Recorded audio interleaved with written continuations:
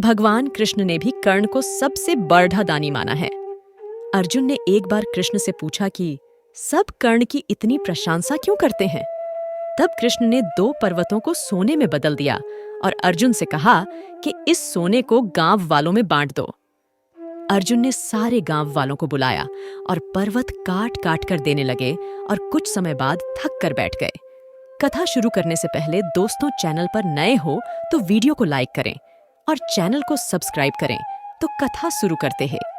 तब कृष्ण ने कर्ण को बुलाया और सोने को बांटने के लिए कहा, तो कर्ण ने बिना कुछ सोचे समझे गांव वालों को कह दिया कि ये सारा सोना गांव वालों का है और वे इसे आपस में बांट ले। तब कृष्ण ने अर्जुन को समझाया कि कर्ण दान करने से पहले अपने हित के बारे में नहीं सोचता। इसी बात के कारण उन्हें सबसे बेडेढ़ा दानवीर कहा जाता है। कवच और कुंडल। भगवान कृष्ण यह भली भांति जानते थे कि जब तक कर्ण के पास उसका कवच और कुंडल है, तब तक उसे कोई नहीं मार सकता। ऐसे में अर्जुन की सुरक्षा की कोई गारंटी नहीं। उधर देवराज इंद्र भी चिंतित थे, क्योंकि अर्जुन उनका पुत्र था। भगवान कृष्ण और देवराज इंद्र दोनों जानते थे कि जब तक कर्ण के पास पैदाइशी कवच और कुंडल हैं, वह युद्ध में अजेय रहेगा। दोनों ने मिलकर योजना बनाई और इंद्र एक विप्र के वेश में कर्ण के पास पहुंच गए और उनसे दान मांगने लगे। कर्ण ने कहा, मांगो। विप्र बने इंद्र ने कहा, नहीं, पहले आपको वचन देना होगा कि मैं जो मांगूंगा आप वो दे देंगे। कर्ण ने तैश में आकर जल हाथ में लेकर कहा, हम प्रण करते हैं विप्रवर, अब तुरंत मांगिए। तब क्षद्म इंद्र ने कहा, राजन, आपके शरीर के कवच और कुंडल हमें दान स्वरूप चाहिए। एक पल के लिए सन्नाटा छा गया। कर्ण ने इंद्र की आंखों में झांका और फिर दानवीर कर्ण ने बिना एक क्षण भी गंवाए अपने कवच और कुंडल अपने शरीर से खंजर की सहायता से अलग किए और विप्रवर को सौंप दिए। इंद्र ने तुरंत वहां से दौड़ ही लगा दी और दूर खड़िए रथ पर सवार होकर भाग गए। लेकिन कुछ मील जाकर इंद्र का रथ नीचे उतरकर भूमि में ढंस गया। तभी आकाशवाणी हुई, देवराज इंद्र, तुमने बड़ा पाप किया है। अपने पुत्र अर्जुन की जान बचाने के लिए तूने छल पूर्वक कर्ण की जान खतरे में डाल दी है। अब यह रथ यहीं धंसा रहेगा और तू भी यहीं धंस जाएगा। तब इंद्र ने कर्ण को कवच कुंडल के बदले अमोघ अस्त्र दिया। कुंती को दान में दिया वचन। एक बार कुंती कर्ण के पास गई और उससे पांडवों की ओर से लड़ने का आग्रह करने लगी। कर्ण को मालूम था कि कुंती मेरी मां है। कुंती के लाख समझाने पर भी कर्ण नहीं माने और कहा कि जिनके साथ मैंने अब तक का अपना सारा जीवन बिताया, उसके साथ मैं विश्वासघात नहीं कर सकता। तब कुंती ने कहा कि क्या तुम अपने भाइयों को मारोगे? इस पर कर्ण ने बड़ी ही दुविधा की स्थिति में वचन दिया, माते, तुम जानती हो कि कर्ण के यहाँ याचक बनकर आया कोई भी खाली हाथ नहीं जाता। मैं तुम्हें वचन देता हूं कि अर्जुन को छोड़कर मैं अपने अन्य भाइयों पर शस्त्र नहीं उठाऊंगा। कृष्ण ने ली दान की परीक्षा। जब महाराज युधिष्ठिर इंद्रप्रस्थ पर राज्य करते थे, तब वे काफी दान आदि दिया करते थे। पांडवों को इसका अभिमान होने लगा। भीम व अर्जुन ने श्री कृष्ण के समक्ष युधिष्ठिर की प्रशंसा शुरू की कि वे कितने बड़े दानी हैं। लेकिन कृष्ण ने उन्हें बीच में ही टोककर कहा, हमने कर्ण जैसा दानवीर कहीं नहीं देखा। पांडवों को यह बात पसंद नहीं आई। तब कृष्ण ने कहा कि समय आने पर सिद्ध कर दूंगा। कुछ ही दिनों बाद एक याचक युधिष्ठिर के पास आया और बोला, महाराज, मैं आपके राज्य में रहने वाला एक ब्राह्मण हूं और मेरा व्रत है कि बिना हवन किए कुछ भी नहीं खाता पीता। कई दिनों से मेरे पास यज्ञ के लिए चंदन की लकड़ी नहीं है।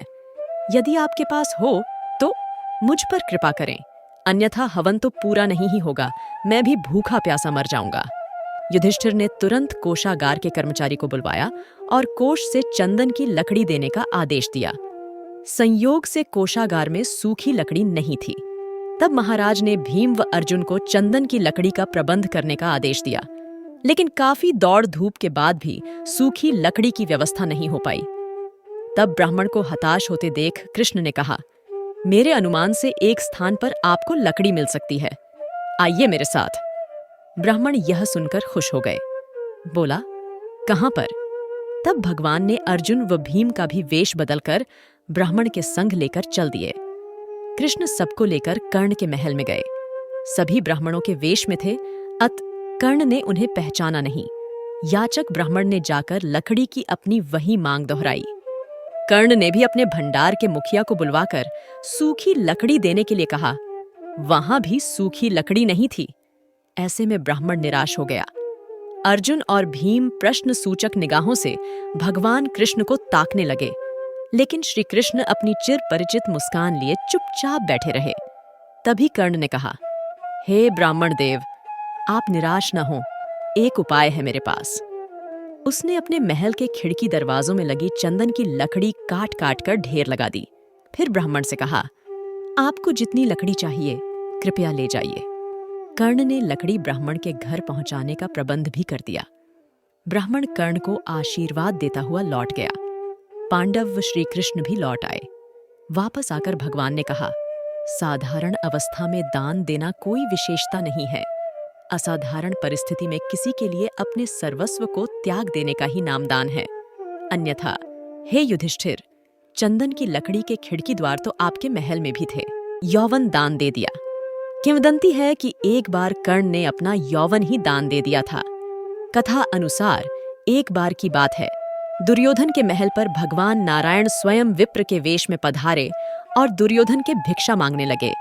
दुर्योधन के द्वार पर आकर एक विप्र ने अलख जगाई, नारायण हरि, भिक्षा देहि। दुर्योधन ने स्वर्ण आदि देकर विप्र का सम्मान करना चाहा, तो विप्र ने कहा, राजन, मुझे यह सब नहीं चाहिए। दुर्योधन ने आश्चर्य से पूछा, तो फिर महाराज कैसे पधारे? विप्र ने कहा, मैं अपनी वृद्धावस्था से दुखी हूं। मैं चारों धाम की यात्रा करना चाहता हूं, जो युवावस्था के स्वस्थ शरीर के बिना संभव नहीं है। इसलिए यदि आप मुझे दान देना चाहते हैं तो यौवन दान दीजिए। दुर्योधन बोला, भगवन, मेरे यौवन पर मेरी सहधर्मिणी का अधिकार है। आज्ञा हो तो उनसे पूछ आऊं। विप्र ने सिर हिला दिया। दुर्योधन अंतपुर में गया और मुंह लटकाए लौट आया। विप्र ने दुर्योधन के उत्तर की प्रतीक्षा नहीं की। वह स्वत समझ गए और वहां से चलते बने। उन्होंने सोचा, अब महादानी कर्ण के पास चला जाए। कर्ण के द्वार पहुंचकर विप्र ने अलख जगाई, भिक्षा देहि। कर्ण तुरंत राजद्वार पर उपस्थित हुआ। विप्रवर, मैं आपका क्या अभीष्ट करूं? विप्र ने दुर्योधन से जो निवेदन किया था वही कर्ण से भी कर दिया। कर्ण उस विप्र को प्रतीक्षा करने की विनय करके पत्नी से परामर्श करने अंदर चला गया, लेकिन पत्नी ने कोई न नुकुर नहीं की। वह बोली, महाराज, दानवीर को दान देने के लिए किसी से पूछने की जरूरत क्यों आ पड़ी? आप उस विप्र को निसंकोच यौवन दान कर दें। कर्ण ने अविलंब यौवन दान की घोषणा कर दी। तब विप्र के शरीर से स्वयं भगवान विष्णु प्रकट हो गए, जो दोनों की परीक्षा लेने गए थे। सोने के दांतों का दान कर्ण दान करने के लिए काफी प्रसिद्ध था। कहते हैं कि कर्ण जब युद्ध क्षेत्र में आखिरी सांस ले रहा था तो भगवान कृष्ण ने उसकी दानशीलता की परीक्षा लेनी चाहिए। वे गरीब ब्राह्मण बनकर कर्ण के पास गए और कहा कि तुम्हारे बारे में काफी सुना है और तुमसे मुझे अब भी कुछ उपहार चाहिए। कर्ण ने उत्तर में कहा कि आप जो भी चाहे मांग लें। ब्राह्मण ने सोना मांगा। कर्ण ने कहा कि सोना तो उसके दांत में है और आप इसे ले सकते हैं। ब्राह्मण ने जवाब दिया कि मैं इतना कायर नहीं हूं कि तुम्हारे दांत तोड़ूं। कर्ण ने तब एक पत्थर उठाया और अपने दांत तोड़ लिए। ब्राह्मण ने इसे भी लेने से इनकार करते हुए कहा कि खून से सना हुआ यह सोना वह नहीं ले सकता। कर्ण ने इसके बाद एक बाण उठाया और आसमान की तरफ चलाया। इसके बाद बारिश होने लगी और दांत धुल गया। दोस्तों, ऐसी कथा सुनने के लिए हमारी वीडियो को लाइक करें और चैनल को सब्सक्राइब करें।